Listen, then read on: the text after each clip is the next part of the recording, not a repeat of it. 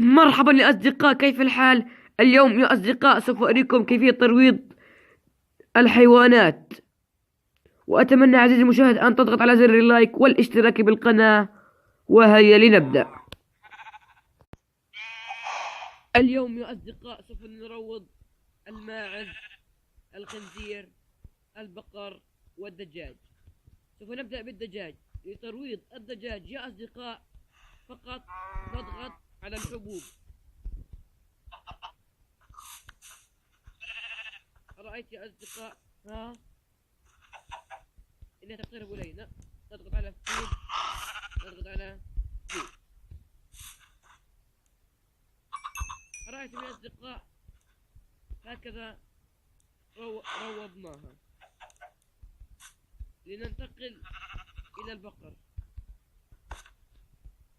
لترويض البقر يا أصدقاء فقط نضغط على القمح. انظر، رأيت يا أصدقاء؟ فيد.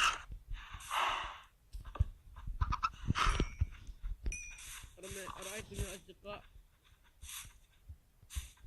سوف تلحق فيه. رأيتم يا أصدقاء؟ هكذا روضنا البقر. لترويض الخنزير يا أصدقاء فقط نضغط على البطاطا.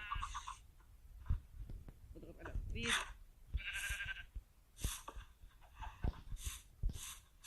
سوف تلحق كل الخنازير. انظروا يا أصدقاء، لقد أطعمناهم.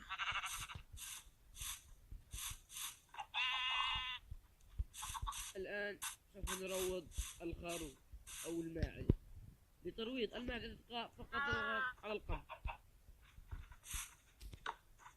لقد آتى البقر والماعز. أرأيتم يا أصدقاء؟ سوف نروض الخنازير. أتى الخنازير. سوف نروض الآن الدجاج. أرأيتم يا أصدقاء؟ وهكذا انتهينا من ترويض الحيوانات. وأتمنى عزيزي المشاهد أن تضغط على زر اللايك والاشتراك بالقناة.